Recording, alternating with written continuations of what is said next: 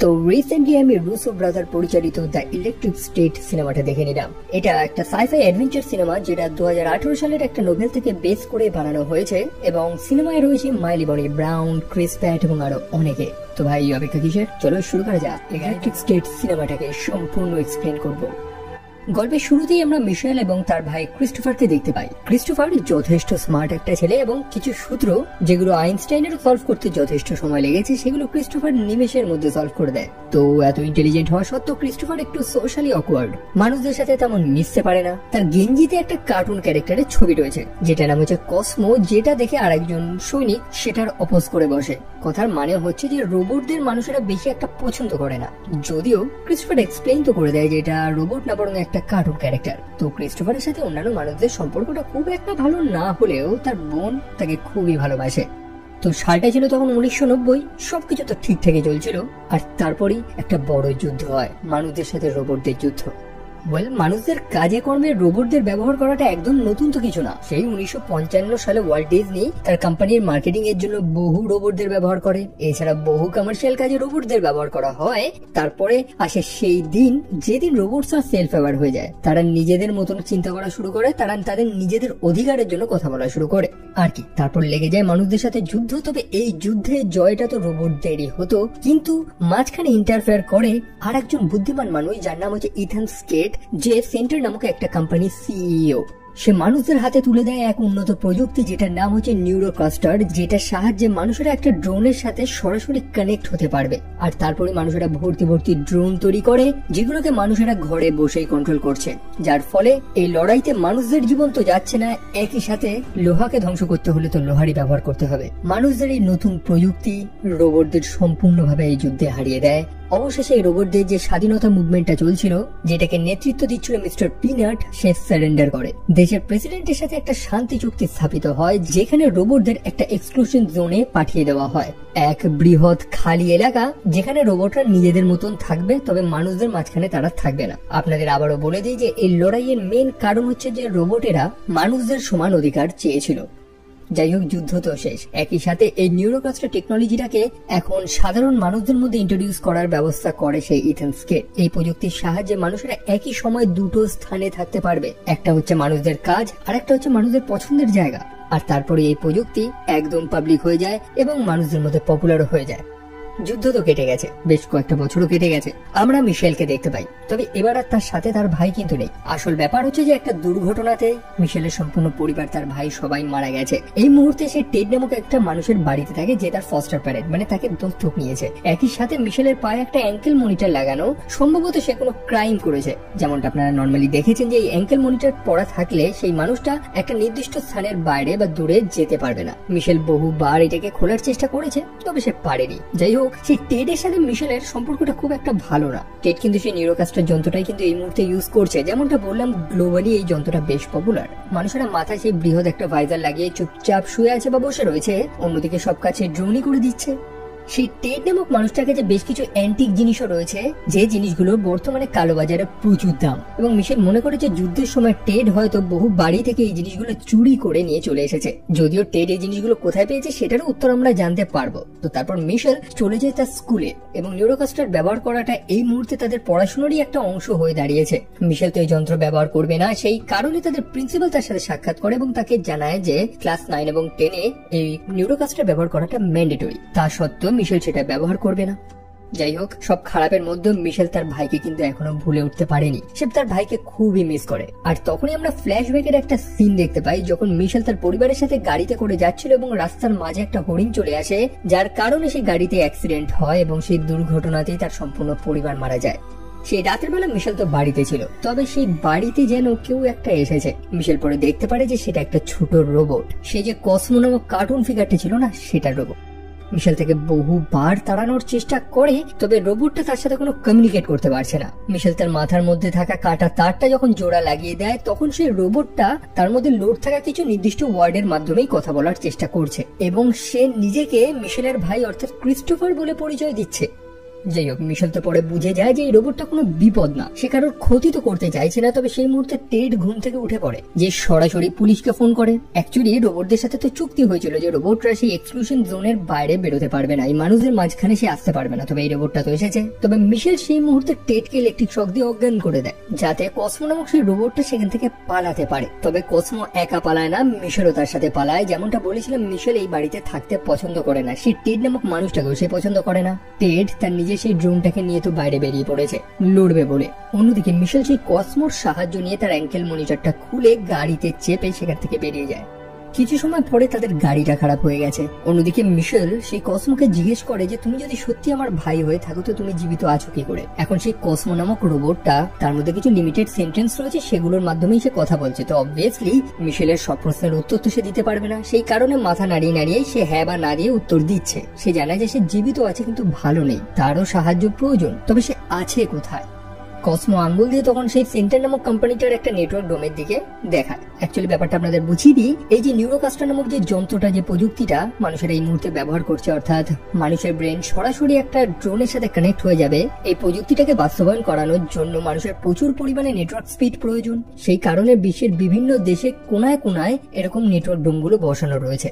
তবে ক্রিস্টোফারের বডি কোথায় আছে এটার উত্তরটা সে কিভাবে দেবে? এখন সে তো উত্তর দিতে পারছে না, অন্য কেউ কি দিতে পারবে? ক্রিস্টোফার জানায় যে হ্যাঁ, সে কোনোভাবে এক্সপ্লেইন করে যে একটা ডাক্তার যে চশমা পরে রয়েছে।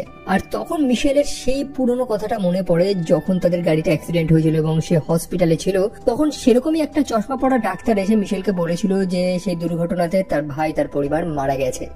ফাইনালি মিশেল একটা ছোট ম্যাপও পায় এবং কসমো তাকে আঙুল দিয়ে দেখিয়ে দেয় যে তাকে কোথায় যেতে হবে। সেটা হচ্ছে টেবিল টপ মাউন্টেন, যেটা এক্সক্লুশন জোনের একদম মাঝখানে রয়েছে। তবে কি বললাম যে সেই এক্সক্লুশন জোনে একমাত্র রোবটরা বসবাস করে, মানুষেরা সেখানে প্রবেশ করতে পারবে না, সান্টা রোবটদের জন্যই। এখন মিশেল সেখানে প্রবেশ করবেই বা কি করে?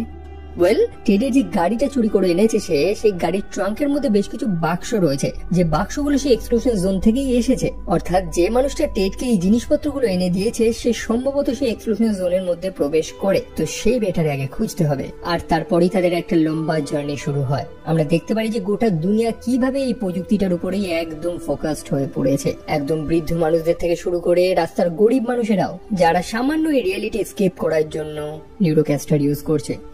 অবশ্যই এই নিউরোকাস্টার প্রযুক্তিটা বিভিন্ন কাজে ইউজ হয়, শুধু একটা ড্রোন কন্ট্রোল না, বরং আপনাকে একটা ভার্চুয়াল দুনিয়াতে যেতে হবে, যে দুনিয়াটার অ্যাকচুয়ালি কোনো অস্তিত্বই নেই, যেখানে আপনি আসল দুনিয়া থেকে অনেক দূরে শান্তিতে কিছুটা সময় কাটাতে পারবেন। আর সেই কারণেই তো স্কুলের প্রিন্সিপাল মিশেলকে বলেছিল যে সেও যাতে নিউরোকাস্টার থেরাপিটা ইউজ করে, যাতে তার পরিবারকে হারানোর দুঃখ থেকে অন্তত সে কিছুটা সময় বার করতে পারে।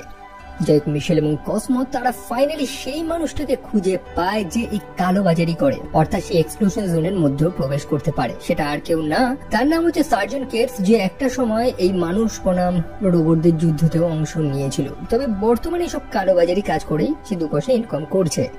আমরা দেখতে পাই সেই এক্সক্লুশন জোন থেকে সে একটা বন্দুক এনে আরেকজন মানুষকে বিক্রি করছে। আরেকজন মানুষ বলতে সেই মানুষটা তার ড্রোন ব্যবহার করছিল। যাই হোক, তবে সেই মানুষটা যখন কেটসকে টাকা দেবে না, উল্টে তাকে গুলি মেরে দেওয়ার চেষ্টা করে, তখনই কেটসের আর একটা পার্টনার, যে একটা রোবট, তার নাম হচ্ছে অ্যাকচুয়ালি হারমান, সে ইলেকট্রিক শক দিয়ে সেই আরেকজন মানুষকে, মানে তার ড্রোনটাকে অকেজো করে দেয়। আর এখন আমরা সেই উত্তরটাই পাই যে মিশেল যার বাড়িতে থাকতো, টেড নামক সেই মানুষটা, তার বাড়িতে যে কালোবাজারি মালগুলো ছিল সেগুলো কোথা থেকে এসেছে?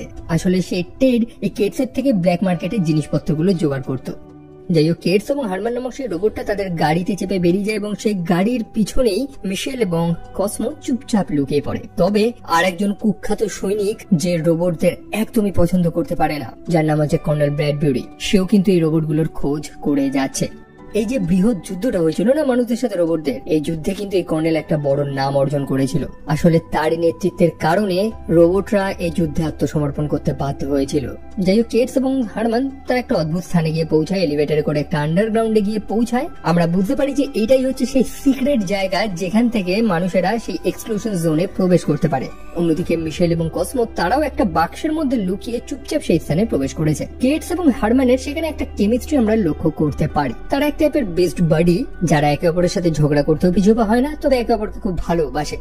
যাই হোক, ফাইনালি তারা মিশেল এবং কসমোকে তো হাতে নাতে ধরেই নেয়। ক্রিস প্যাটের ডায়লগ গুলো সত্যি শোনার মতন ছিল, মানে এই মানুষটা সিরিয়াস কথা বললেও হাসি পায়। নো ওয়ান্ডার স্টার লর্ডের চরিত্রে তাকে এত কেন মানিয়েছে সেটা আর বলার প্রয়োজনও নেই। তো তাদের মধ্যে তো কথোপকথন হচ্ছে, তবে আচমকা তাদের সেই এলিভেটরটা অ্যাক্টিভেট হয়ে যায়, আর একজন মানুষ সেখানে প্রবেশ করছে। কে সেটা? ওয়েল, সেটা হচ্ছে কর্নেল ব্র্যাডবুরি, যে সেখানে গেছে মিশেলকে অ্যারেস্ট করতে, কারণ সে তার অ্যাঙ্কেল মনিটরটা খুলে সেই এক্সক্লুশন জোনে প্রবেশ করেছে।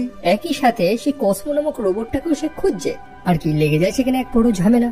কিডস তো বুঝেই গেছে যে তার 2 নম্বরই কাজবাজ এখন পুলিশেরা জেনে যাবে, তাকে এখান থেকে পালাতে হবে। তো তারা একত্রে সেই কর্নেলকে বোকা বানিয়ে ফাইনালি সেখান থেকে পালায়। তবে সেই কর্নেল কিন্তু তাদের পিছু করতে পারবে না, কারণ সে আইন মেনেই চলছে। যেমনটা বললাম, সে এক্সক্লুশন জোনে মানুষদের কোনো নিয়ম কারণ কাজ করে না, তো অবভিয়াসলি সে সেখানে প্রবেশ করতে পারবে না। একই সাথে তাদের পালানোর দরুন সেই আন্ডারগ্রাউন্ড বাংকারটাও ধ্বংস হয়ে গেছে, যার ফলে তারা এই এক্সক্লুশন জোন থেকে বাইরেও বেরোতে পারবে না, যার কারণে কিডস খুবই রেগে গেছে। অন্যদিকে এই এক্সক্লুশন জোন একদমই কিন্তু সুবিধার একটা জায়গা না। বহু রোবট আছে যারা মানুষদের অপছন্দ করে, একই সাথে বহু রোবট স্ক্যাভেঞ্জারও রয়েছে যারা বেসিক্যালি দাগি আসামি। যাই হোক, ছোট সেই হারম্যান রোবটটা সেখানে একটা গ্যারেজ থেকে আর একটা বড় রোবটকে অ্যাক্টিভেট করে, মানে সেই বড় রোবটটাকে সেই কন্ট্রোল করবে। তার নাকি বিভিন্ন সাইজের কাজের জন্য বিভিন্ন সাইজের রোবট রেডি থাকে। এখন তারা দুজন এই বৃহৎ মরুভূমির মতন স্থানে চারিদিকে ঘুরে বেড়াবে যদি কোনো স্থান থেকে বাইরে বেরোনো যায়। তবে তারা শিওর না যে আদৌ এখান থেকে বেরোতে পারবে নাকি।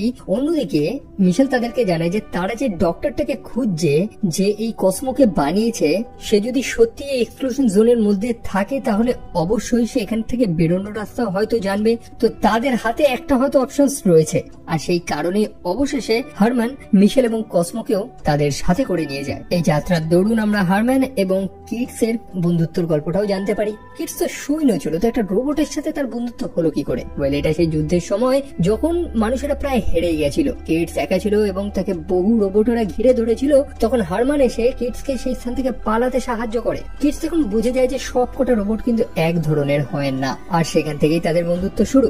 কিডস একজন সৈনিক ছিল, সে তার কাজ ছেড়ে দেয় এবং হারম্যানের পার্টনার হয়ে যায় এখন।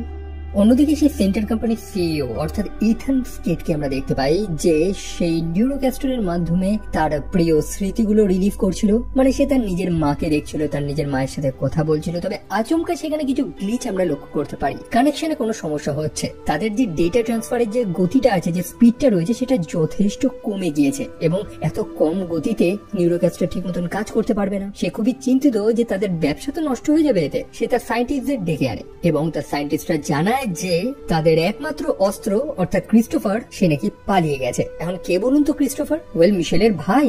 তবে ক্রিস্টোফার এখানে কিভাবে আসলো এটাও জানাচ্ছি পরে। তো কথা হচ্ছে যে ক্রিস্টোফার নাকি পালিয়ে গেছে, তবে মিস্টার স্কেট জানায় যে এটা তো সম্ভব না। সেই সায়েন্টিস্টরা জানায় যে হ্যাঁ সম্ভব না, তার শরীর তো এখানে রয়েছে, তবে সামহাউ তার কনসিয়াস মাইন্ড এই মুহূর্তে একটা রোবটের মধ্যে আপলোড হয়ে রয়েছে এবং সেই রোবটটা পালিয়ে গেছে এবং তাকে পালাতে কি সাহায্য করেছে ডক্টর আর্মহেস্ট নামক আরেকজন মানুষ, সেই চশমা পড়া সেই ডাক্তার যার খোঁজেই তো মিশেল এবং কসমো এখানে এসেছে। তো ব্যাপার হচ্ছে যে ক্রিস্টোফারকে ছাড়া এই কোম্পানি কিছুই করতে পারবে না এবং শীঘ্রই তাকে খুঁজতে হবে, নয়তো আগামী ফ্রাইডেতেই তাদের এই সম্পূর্ণ কোম্পানি বন্ধ হয়ে যাবে। সেই কারণে চিন্তিত মিস্টার স্কেট সরাসরি কর্নেল ব্র্যাডবুরির সাথে সাক্ষাৎ করে। কর্নেল জানায় যে হ্যাঁ, সে মিশেল নামক একটা মেয়েকে খুঁজছে যে তার অ্যাঙ্কেল মনিটরটা ভেঙে পালিয়েছে এবং একই সাথে তার সাথে একটা রোবটও রয়েছে যে অবশ্যই মানুষদের দুনিয়াতে রয়েছে। সে একটা নিয়ম ভঙ্গের কাজ করেছে এবং নিয়ম ভঙ্গের শাস্তি হচ্ছে সরাসরি মৃত্যু, অর্থাৎ সেই রোবটটাকে সরাসরি ডিঅ্যাক্টিভেট করা হবে কোনো প্রশ্ন না করেই।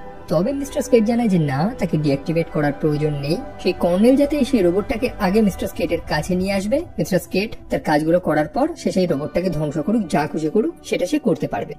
এখন মিস্টার স্কেট সরাসরি তো সেই এক্সপ্লোশন জোনের মধ্যে প্রবেশ করতে পারবে না, কারণ সেখানে একটা পিস অ্যাকর্ডস হয়েছিল, একটা শান্তি চুক্তি, যে তারা কোনোভাবে নিয়ম ভঙ্গ হয়েছে এটা না জানা পর্যন্ত কোনো মানুষেরা সেই এক্সপ্লোশন জোনে প্রবেশ করতে পারবে না। সেই কারণে সিক্রেটলি এই কাজটা সেই কর্নেলকে দেওয়া হয় যাতে সে নিজে নিজে ইনভেস্টিগেশন করে এবং প্রমাণ জোগাড় করে যে হ্যাঁ সত্যিকারেরই এক্সপ্লোশন জোন থেকে একটা রোবট বাইরে বেরিয়ে এসেছে, যেটার মানে সেই শান্তি চুক্তি ভঙ্গ হয়েছে।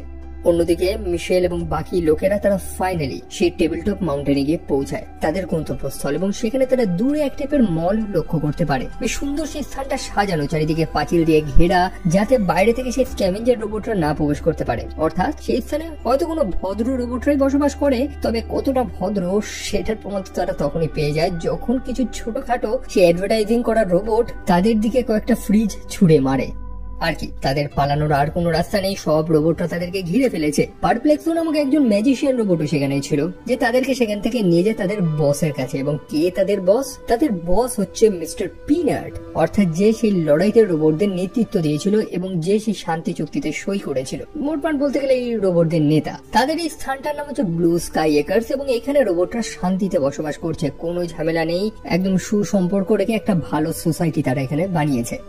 যাই হোক, মিশেল তো জানে যে তারা এক ডক্টরকে খুঁজছে চশমা পড়া, এবং মিস্টার পিনাট তাদেরকে একটা স্থানে নিয়ে যায়। মিস্টার পিনাট তাদের সাথে খুবই ভালো সম্পর্ক রেখেছে। সে জানায় যে প্রথমে তারা এই মানুষগুলোকে স্ক্যাভেঞ্জার মনে করেছিল, সেই কারণেই তাদেরকে বেঁধে রেখেছিল, তবে তাদের বাঁধনগুলোকে খুলে দেওয়া হয়। যেমনটা প্রথমেই দেখেছিলাম যে সে কোনো যুদ্ধ চায়নি, বরং সে রোবটদের সমান অধিকার চেয়েছিল এবং সেও শান্তি চেয়েছিল বলেই সেই শান্তি চুক্তিতে সই করেছিল। সে জানায় যে হ্যাঁ, এখানে একটা ডাক্তার ছিল, ডক্টর আর্মহার্স্ট, যাকে সে ভাগিয়ে দিয়েছে। আসলে তাদের এই নিয়ম অনুযায়ী কোনো মানুষকে তো তারা এখানে আশ্রয় দিতে পারবে না, এবং যদি দেয় তো তাদের সেই চুক্তিটা ভেঙে যাবে। এই রোবটরা প্রথম থেকেই তো তাদের একটা আলাদা জায়গা, আলাদা অধিকার চেয়েছিল এবং তারা ফাইনালি পেয়েছে। এবং মিস্টার পিনাট কখনোই চাইবে না যে এই চুক্তিটা ভেঙে যায়। আর কি মিশেল এখন বাইরে বেরিয়ে যাবে সেই ডাক্তারকে খোঁজার জন্য, যে সে তার ভাইয়ের বডিটাকে কোথায় নিয়ে গেছে। তবে বাকি লোকেরা তাকে বাইরে বেরোতে দেবে না, কারণ রাত হতে চলেছে এবং রাত হলেই এই স্থানটা আরো ভয়ঙ্কর হয়ে পড়ে। বাইরে স্ক্যাভেঞ্জারদের রাত চলে, তো অনেকে রিকোয়েস্ট করার কারণে অবশেষে মিশেল আজকে রাতের জন্য এখানে ওয়েট করে।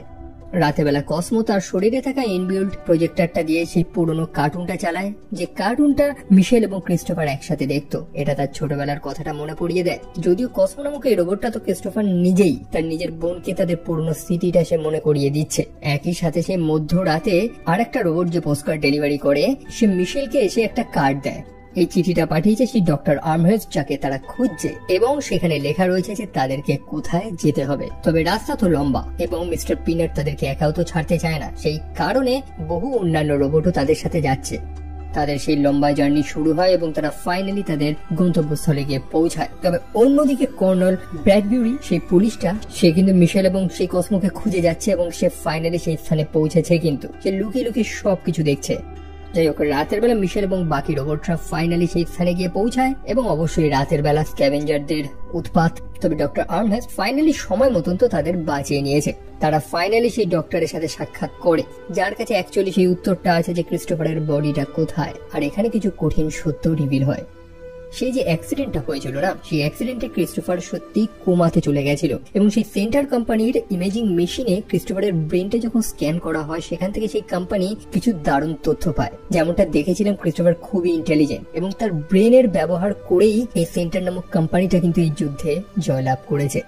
সেই নিউরোকাস্টার নামক যন্ত্রটাকে বানানোর জন্য তাদের প্রচুর পরিমাণে কম্পিউটিং পাওয়ার এবং স্পিড প্রয়োজন ছিল, যেটা ক্রিস্টোফারের ব্রেনের দ্বারাই সম্ভব ছিল। সেই কারণে এই সম্পূর্ণ নেটওয়ার্কটা ক্রিস্টোফারের মাথার মাধ্যমেই চালিত হতো। তো আপনাদের যদি সহজ ভাষায় বলি, আমাদের কম্পিউটারের ব্রেন হচ্ছে কি সিপিইউ, তেমনই এই বৃহৎ কোম্পানিটার, এই বৃহৎ নেটওয়ার্কের ব্রেন হচ্ছে ক্রিস্টোফার।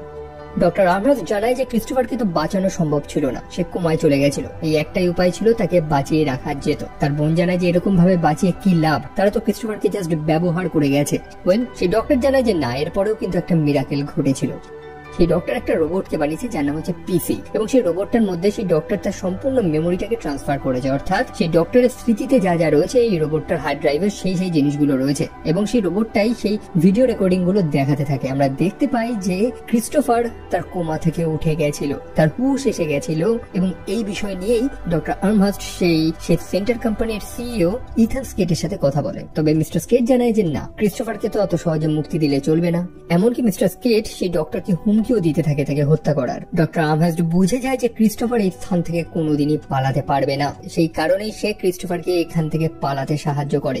সে প্রথমে ডাক্তারগুলো এক্সপ্লেইন করেছিল যে ক্রিস্টোফারের সেই নেটওয়ার্কে একটা ফ্ল ছিল, একটা সমস্যা ছিল, যে বাগটাকে তারা প্রথমে ফিক্স করতে পারেনি এবং তারা ভাবেনি এটা কোনোদিন সমস্যা করবে। তবে ক্রিস্টোফার সেই বাগটার ব্যবহার করেই তার কনসিয়াস মাইন্ডটাকে সেই নেটওয়ার্ক থেকে বার করে একটা রোবটের মধ্যে পাঠিয়ে দিয়েছে।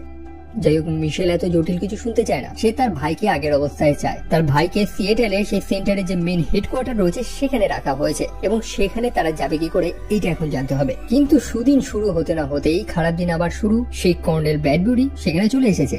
তার কাছে এখন তো প্রমাণ চলে এসেছে যে সেই ট্রিটি ভঙ্গ করা হয়েছে, মানুষেরা এই এক্সক্লুশন জোনে রয়েছে। অন্যান্য সৈন্যরাও ড্রোন নিয়ে সেখানে চলে এসেছে সবাইকে অ্যারেস্ট করবে বলে। সেই কর্নেলকে আটকানোর জন্য মিস্টার পিনার সেখানে চলে আসে এবং তাদের দুজনের মধ্যে চরম লড়াই হয়। মিস্টার পিনাট একটা ভালো ফাইট তো দেয়, তবে এই অ্যাডভান্স ড্রোনগুলোর এগেনস্টে এই ছোটখাটো রোবটগুলো কি বা করবে। তারপর সেই কর্নেল ডক্টর আর্নেস্টের মুখোমুখি হয়। সেই ডক্টর তো জানে যে এই কর্নেল যে কোনো রোবটকে গুলি তো মারতে পারবে, কোনো জীবিত মানুষকে মারতে পারবে না। সেই কারণে সে জানায় যে এই মানুষগুলোকে অ্যারেস্ট করতে হলে আগে আমাকে হত্যা করতে হবে। আর সেই মুহূর্তেই মিস্টার স্টেট একটা ড্রোন নিয়ে এসে সরাসরি ডক্টর আর্নেস্টকে গুলি মেরে হত্যা করে দেয়। সে কর্নেল জানায় যে তার কন্ট্রোলেই তো সবকিছু ছিল, তো মিস্টার স্কেট এটা কেন করলো, তাকে কেনই বা হত্যা করলো। তবে আমরা তো জানি যে মিস্টার স্কেট যদি এই ডক্টরকে হত্যা না করতো তো তার সেই সিক্রেট কথাগুলো সবকিছুই তো রিভিল হয়ে যেত। আর কি, অন্যান্য রোবটরাও কসমোকে আর বাঁচাতে পারে না। সৈনিকরা এসে কসমোকে সেখান থেকে তুলে নিয়ে চলে যায় তাদের হেডকোয়ার্টারে। মিস্টার পিনাট বাকি লোকেদের নিয়ে তারপর তাদের সেই স্থানে গিয়ে পৌঁছায় যে স্থানটা সৈনিকরা তছনছ করে দিয়েছে। মিস্টার পিনাট জাস্ট একটু শান্তি চেয়েছিল, এই রোবটগুলোর জন্য একটা ভালো জায়গা চেয়েছিল। ডক্টর আর্নেস্ট সেটা বুঝেছিল, সেই কারণেই তো সে ক্রিস্টোফারের মাইন্ডটা যখন কসমোর মধ্যে ট্রান্সফার করেছিল তখন কসমোর মধ্যে এই স্থানের ঠিকানাটা লোড করে দিয়েছিল। সেই কারণেই তো কসমো এই স্থানে এসেছিল, যাতে এখানে সে একটা আলাদা পরিবার পায়। অন্যদিকে সেই কর্নেল বেশ কিছু সত্য তো জানতে পারে যে মিস্টার স্কেট জাস্ট একটা রোবটের খোঁজ করছিল না, বরং একটা ছেলের খোঁজ করছিল। সেই ছেলেটাকে সে এখানে আটকে রেখেছে। এবং মিস্টার স্কেট এই কথাটাও জানায় যে এই যে কর্নেল মাথা উঁচু করে চলে, যে যুদ্ধে সে জয়লাভ করেছে, এই যুদ্ধটা তো জিতেছে এই ছেলেটার জন্যই, তো তার ব্রেনের জন্যই তো এটা পসিবল হয়েছে। তবে এত কিছুর মধ্যেও সেই কর্নেল যে প্রথমে মিস্টার স্কেটকে বিশ্বাস করছিল, তার মনে একটু একটু তো সন্দেহ হয়।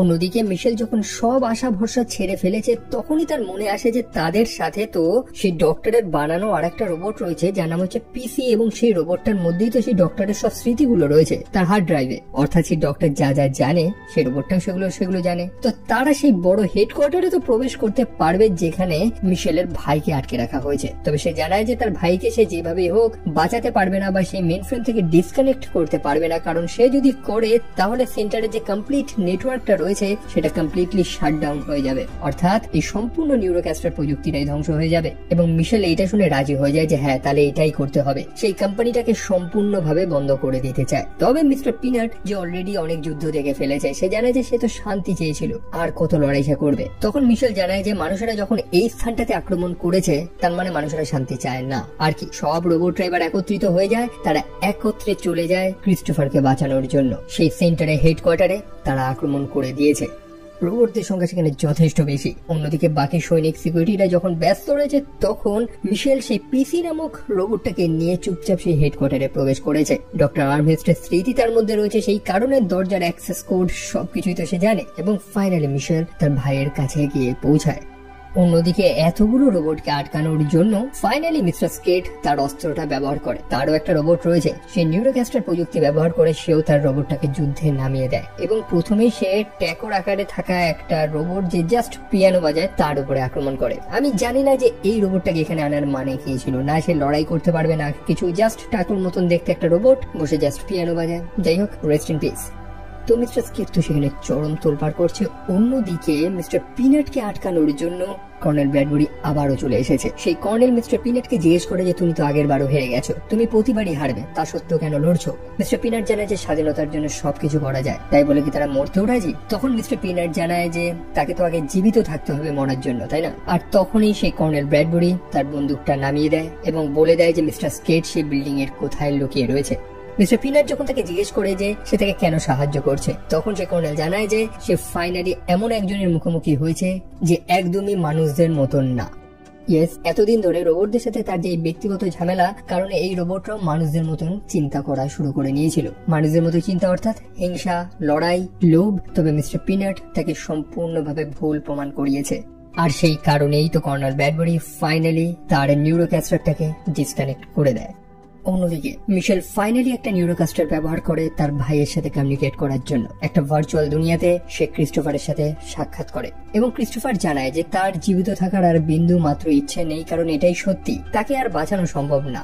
মিশেল যতই চেষ্টা করুক এই কোম্পানি তার ভাইকে ঠিক আটকেই রাখবে। সেই জন্যই তার হাতে একটাই রাস্তা রয়েছে যে তার ভাইকে কমপ্লিটলি মুক্তি দেওয়া, তার লাইফ সাপোর্টটাকে ডিসকানেক্ট করে দেওয়া, এই কমপ্লিটলি মেইন ফ্রেম থেকেই তাকে ডিসকানেক্ট করে দেওয়া।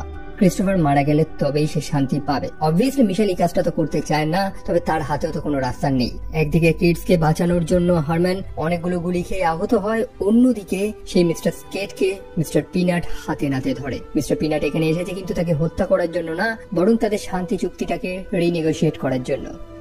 অবশেষে যখন মনেই হচ্ছিল যে রোবটরা এই লড়াইটাতেও হেরে যাবে, তখনই মিশেল সেই কঠিন সিদ্ধান্তটা নেয়। ক্রিস্টোফারকে কমপ্লিটলি ভাবে সে শাটডাউন করে দেয়, যার কারণে সৈন্যরা যে ড্রোন গুলো ব্যবহার করছিল বা গোটা দুনিয়াতে এই সেন্টার নেটওয়ার্কে যে ড্রোন ব্যবহার হচ্ছিল সবকটা ডিঅ্যাক্টিভেট হয়ে পড়ে।